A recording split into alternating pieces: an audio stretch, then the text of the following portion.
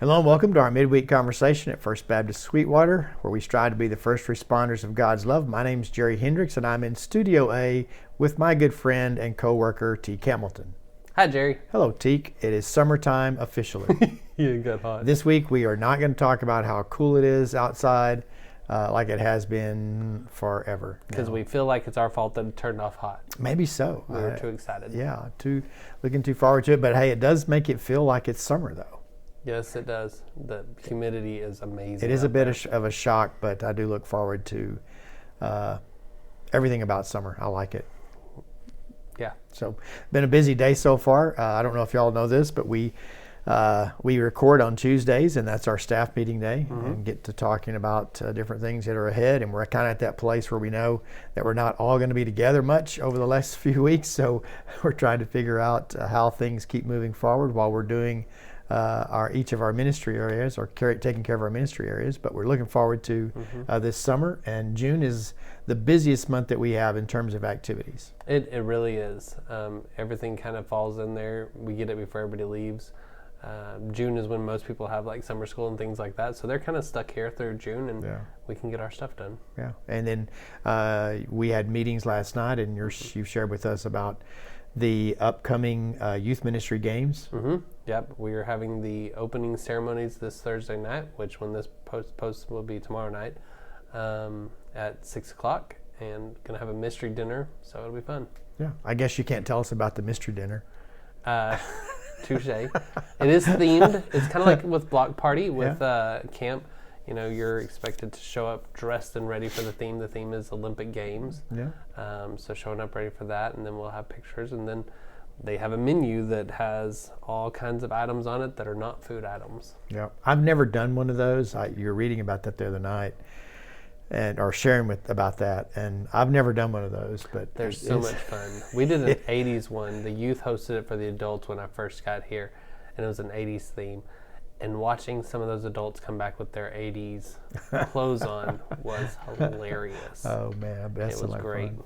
Well, we are rolling into the summertime. We had a good Sunday this past week with baptism, and we have baptism the next 2 Sundays, actually. Yes. We need one more baptism to sign up for the final Sunday in June, and we will call it Baptism Month. There you go. That's good programming right there. It. And I wonder if Lisa needs to be baptized. Well, we'll see if she watches this or not. But it was a really good day. See some folks and family of those being baptized, and then getting into or continuing along with our story of getting to the story of David. We haven't got there yet. Right. In fact, we don't get there next Sunday either. It's the story of Saul. So, but we're getting closer. So it's like the prequel. Well, it's I can't help myself. I binged Seinfeld for a number of years, and so there's so many things. And I've talked about this even on camera, that I have that I tend to, when I'm talking, I think of phrases. So the summer of George. Yes. This is supposed to be the summer of David, and it's still David's not there yet for us. But anyways, I think we're almost there. It's going to be there, but you got to know the backstory, and we are following lectionary, right? And so that helps, and some good reading in between. In fact, apparently I had read. I didn't quite get to the text that I'm supposed to use Sunday, and I was talking to Teek about that yesterday morning, about maybe an idea for how to intro that. And I go, man, that's a very tough passage. Well, and it's the passage that I think everybody's supposed to read on Saturday. Oh, it is? Yeah, I think it's I think I looked at the scripture readings. If you follow those with us on social media, then you know that, or even in our worship program, the Saturday one was the first one you read, and it's intense. Yeah, it's 1 Samuel 15, and if you read that on Saturday, you're going to want to be at church on Sunday. You're going to be like, how's he going to handle that? You're going to feel so weird. You're going to go, the church is the only place I need to be right now. And I probably need to sit close to the front. Yeah, get some closure on this. Yep. But we do introduce Saul into the picture. The people have asked for a king, and Saul's the first king. And so we have really it kind of lurches forward into that story about him being disobedient, and which really was also the theme, one of the themes from last week. It's just this struggle that all of us have with obedience, and in particular when you have a nation and you have the recorded story in the Old Testament, we see time after time where they've just really struggled to follow through to make good on their commitment to God. So I think the story of Israel, just reading it and reading all that they go through, if you read it straight through, that really mimics us as the church. How often we fall away from faithfulness to God in view of looking to other idols, which could come in any form. It can come in money, it can come in nation, it can come in family. There's a lot of things that we put before God, and that's what Israel fell into over and over and over again, and that's why they wanted the king, right? Because they want to be like the other nations. Yeah, and that was for, I mentioned that was for good reason, and there's really no indication that from the other texts around that that was a good or a bad idea, that there was the expectation that Israel would have kings, right.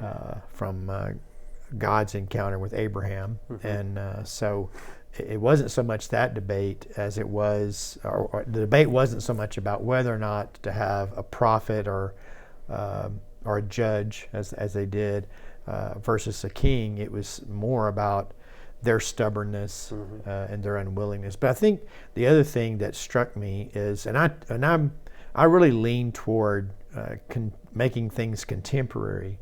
And so when you look at leadership structures, and that's one of the things that I enjoy studying, and had an experience last week where I was doing a talk on that you look at Samuel's leadership and you look at the previous prophet Eli, his leadership, you saw the same experiences. But that doesn't mean that you're not going to be exempt from that, from a king or from a monarchy. In fact, the risk was there's going to be more that can go wrong in those very same elements if you get a king who's disobedient. Yeah, because you've got all-powerful king right. doing whatever a king wants to do, right. and can say off with his head if the prophet comes and confronts him or the priest comes and confronts him. It's just looking back at the whole story, you kind of want to just be like, come on, guys, it didn't work with Moses, didn't work with Joshua, didn't work with the judges, didn't work with the prophet. So obviously we need a king, because it's the title that will fix our issues. Right.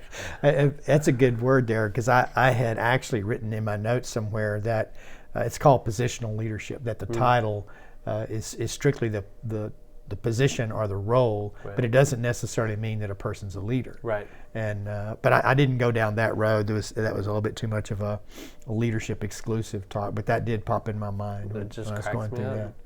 But it's definitely, once we get to that story of David and we have the opportunity to see his life, I think we start to picture ourselves in the things where we've been close to God or distant from God, right. or struggle with those who we're having to work with or work against. And so there's just this world of emotions and feelings and experiences that are brought to light. In fact, so much is written about David that it gives us a good insight into his life. Besides, he writes with the Psalms and things like that.